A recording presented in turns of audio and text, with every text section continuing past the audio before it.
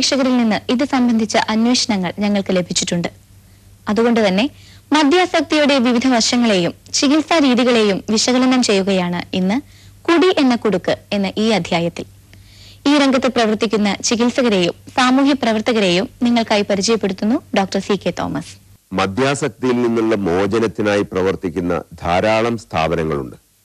സാമൂഹ്യ സേവന രംഗത്ത് വളരെ പ്രസക്തങ്ങളായ സംഭാവനകൾ അവ നൽകുന്നുമുണ്ട്. എന്നാൽ അവയുടെ പ്രവർത്തന രീതിയിൽ ചില വ്യത്യാസങ്ങളുണ്ട്.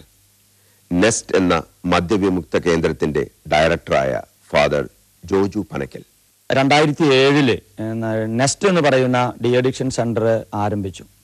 നെസ്റ്റ് എന്ന് പറയുമ്പോൾ അത് നാച്ചുറൽ എംപവറിംഗ് സർവൈവൽ ട്രീറ്റ്മെന്റ് എന്നാണ് നമ്മൾ ഉദ്ദേശിക്കുന്നത്. അതായത് സ്വാഭാവികമായ രീതിയിൽ അതിജീവനത്തിന്റെ മാർഗങ്ങൾ പറഞ്ഞു കൊടുക്കുന്ന ഒരു സ്ഥലം. മദ്യപാനം നിർത്തുന്നതിൽ പ്രധാനമായും ഒരു 3 ഘട്ടങ്ങളുണ്ട്. ആദ്യം ഒരു ഹാങ് ഓവർ ഘട്ടമാണ്. ഒരു 3-4 ദിവസം ഈ മദ്യപിച്ചതിൻ്റെ എല്ലാവിധ ദുരിതങ്ങളും ദുരന്തങ്ങളും കയറി വരുന്ന ഒരു സമയമാണ് ഹാങ് ഓവർ ഘട്ടം. രണ്ടാമത്തെ ഒരു ഘട്ടമുണ്ട്. അതൊരു വിഡ്രോവൽ സ്റ്റേജാണ്. ഒട്ടുമിക്കവാറും മദ്യപന്മാർക്കുണ്ടാകുന്ന ഒരു വലിയൊരു പ്രശ്നമാണ് വിഡ്രോവൽ സ്റ്റേജ് എന്ന് പറയുന്നത്, ഒരു പിൻവാങ്ങൽ ഘട്ടം. അതായത് മദ്യം മനുഷ്യന്റെ ശരീരത്തെ, പ്രത്യേകിച്ച് ഞരമ്പുകളെയാണ് ബാധിക്കുന്നത്. ഈ ഞരമ്പുകളിൽ കയറിയിരിക്കുന്ന മദ്യം അത് സ്വാഭാവികമായ രീതിയിൽ പുറന്തള്ളപ്പെടുമ്പോൾ എൻ്റെ ശരീരത്തിൽ മദ്യം സ്വീകരിക്കാനുള്ള വലിയൊരു അഭിനിവേശം ഉണ്ടായിരിക്കും. അത് അതിൻ്റെ ഏറ്റവും ഉച്ചസ്ഥായിയിലെത്തുമ്പോൾ അതൊരു മാനസിക പിരിമുറുക്കത്തിലേക്കും ഒരുപക്ഷെ ഒരു മാനസിക രോഗലക്ഷണത്തിലേക്കും മാറും. ഇതൊരു 10 ദിവസത്തോളം 10-12 ദിവസത്തോളം നീണ്ടു നിൽക്കും. ഈ ഹാങ് ഓവറും വിഡ്രോവലും കഴിഞ്ഞ ശേഷമാണ് ഒരു മോട്ടിവേഷൻ പീരീഡിലേക്ക് വരുന്നത്.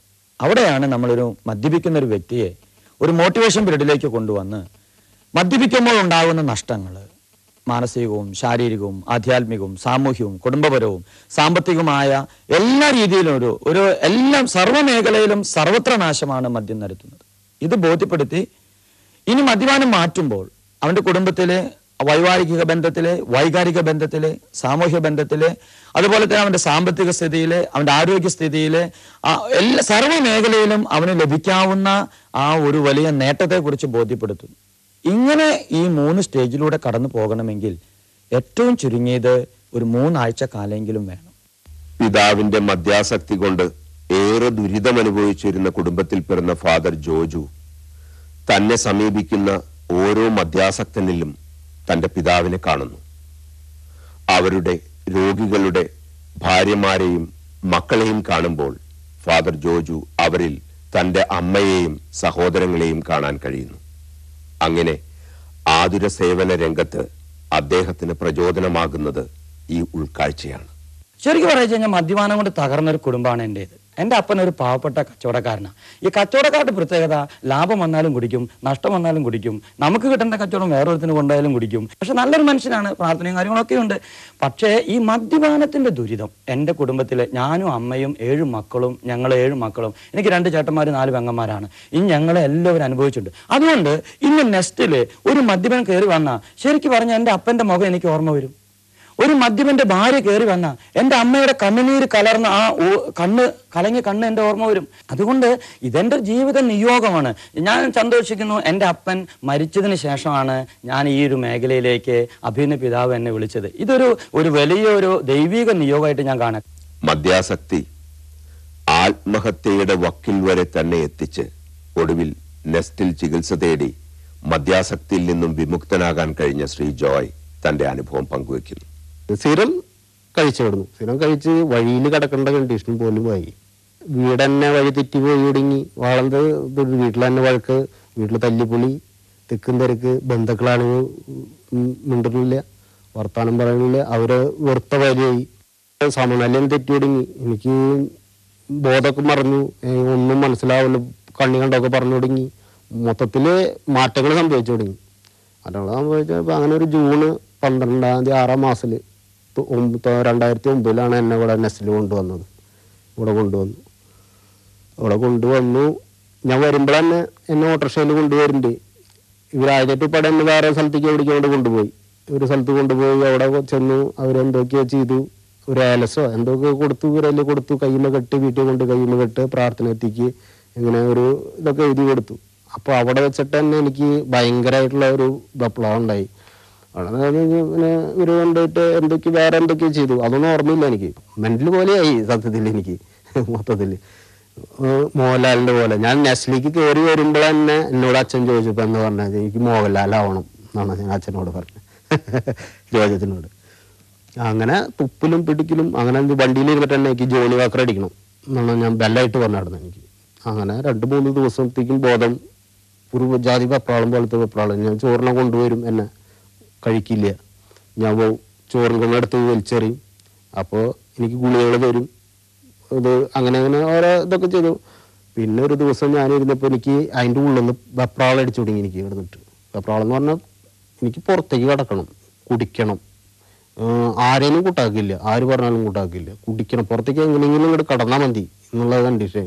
പുറത്തേക്ക് കടന്നാൽ എനിക്ക് എല്ലാവരോടും ഉറപ്പായി, ബന്ധക്കാരോടും പെണ്ണിനോടും വീട്ടുകാരോടും മക്കളോടും ആരെയും കാണണ്ടെന്നുള്ള കണ്ടീഷനിൽ എല്ലാവരോടും ഉറപ്പായപ്പോൾ ഒരു ദിവസം ഞാനിങ്ങനെ ഷെല്ലിൻ്റെ ഉള്ളിൽ ഇങ്ങനെ കിടക്കുന്ന നേരത്ത് എൻ്റെ ഒരു പൊതുപ്പുണ്ടായിരുന്നു. പൊതുപ്പ് എനിക്ക് കിടക്കാൻ വേണ്ടിയിട്ട് വന്നിട്ടുണ്ടായിരുന്നു. ആ പൊതുപ്പ് ഞാൻ ഫാനിൻ്റെ മുകളിലിട്ടു. ഫാനിൻ്റെ മുകളിൽ ഇതിൻ്റെ മുകളിൽ കക്കൂസറ മുകളിൽ കയറി അറ്റാച്ചഡ് ഇത് കാണുന്നു. അപ്പോൾ അതിൻ്റെ മുകളിൽ കയറി ഫാനിൻ്റെ മുകളിലിട്ട് കുടുക്കിട്ട് ഞാൻ കിടക്കട ഈ കട്ടിലിൻ്റെ മുകളിൽ കയറി നിന്നിട്ട് ചാടാൻ നിൽക്കുന്ന നേരത്താണ് പുറമെന്ന് ഒരാൾ കണ്ട് അച്ഛൻ ഓടി വന്നു. പിന്നെ എന്തോ ഒരു ദൈവത്തിന്റെ അനുഗ്രഹത്തിൽ ഞാൻ ഇങ്ങനെ ഇരിക്കണു. ഇന്നിപ്പോ ഞാൻ നിലയ്ക്ക് ഞാൻ പോവുകയാണെങ്കിൽ ഇന്നിപ്പോ എൻ്റെ ഇപ്പൊ 40 മാസമായി ഞാൻ ഇപ്പം വെള്ളടി നിർത്തി. അടയ്ക്ക പോലും കഴിക്കില്ല ഞാനിപ്പോ, അല്ലേ, ഒറ്റ ഫോളോപ്പ് ഞാൻ മുടങ്ങിയിട്ടില്ല ഇതിൻ്റെ ഉള്ളിൽ. പിന്നെ എനിക്ക് പല ഇതും വന്നു. കാരണം എന്താ വെച്ചാൽ പല കൂട്ടുകാരന്മാരും പല അഭിപ്രായങ്ങളും പറഞ്ഞു. കാരണം നീ എന്താ അച്ഛനാവാൻ പോവുക, ലോകിടാൻ പോവുക, ഇനി ഇവിടുന്നാട് ജീവിതത്തിൽ കുടിക്കില്ലേ, പലരും പല അഭിപ്രായങ്ങളും പറഞ്ഞു. പിന്നെ എൻ്റെ പുറത്തേക്ക് കടന്നപ്പോഴാണ് എനിക്ക് കുറെ മാറ്റങ്ങൾ, ബുദ്ധിമുട്ടുകൾ വരും, കഷ്ടപ്പാടുകൾ വരും, വീട്ടിൽ എല്ലാം വരും. പക്ഷെ അതിനൊക്കെ തരം ചെയ്യാൻ നമുക്ക് ഒരു മൺകറ്റ് വേണം. അതിന് വേണ്ടിയിട്ട് നമ്മുടെ വീട്ടിൽ കുടുംബ പ്രാർത്ഥന എല്ലാ ദിവസവും പണി കഴിഞ്ഞ് വന്നു കഴിഞ്ഞാൽ പ്രാർത്ഥന എത്തിക്കും, മനസ്സ് മാറാതിരിക്കാൻ വേണ്ടി. ജോയി മരിച്ചു എന്ന് കേൾക്കാം, പക്ഷെ കുടിച്ചു എന്ന് കേൾക്കില്ല. മിക്കവാറും മദ്യാസക്തിയിൽ നിന്നുള്ള മോചന കേന്ദ്രങ്ങളിലേക്ക് പോകാൻ തയ്യാറുള്ള നല്ല കുട്ടികളായിരിക്കുകയില്ല കുടിയന്മാർ. അതുകൊണ്ട് തന്നെ ഏറെ വിഷമിക്കുന്നത് അദ്ദേഹത്തിന്റെ കുടുംബാംഗങ്ങളായിരിക്കും. ഒടുവിൽ ആ കുടിയനെ നിർബന്ധിച്ചോ ബന്ധിച്ചോ മയക്കിയോ ഒക്കെ ആയിരിക്കും മദ്യവിമുക്തി കേന്ദ്രത്തിലേക്ക് എത്തിക്കുക.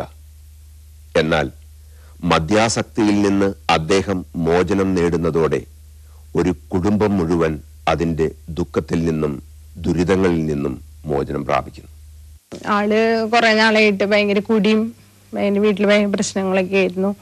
അങ്ങനെ ഞങ്ങൾ നെസ്റ്റിലേക്ക് എല്ലാവരും മണ്ട് കൊണ്ടുവന്നു. അവിടുത്തെ ക്യാമ്പും പ്രാർത്ഥനയും ഇതിലൊക്കെ കൂടി ആളിപ്പോൾ നന്നായി. ഇപ്പം മദ്യപിക്കണമൊന്നുമില്ല, നല്ല സ്വഭാവമായിട്ട് ജീവിക്കുന്നു. പ്രാർത്ഥനയും കുടുംബത്തിലെ ശാന്തിയും സമാധാനമൊക്കെ ഉണ്ട്.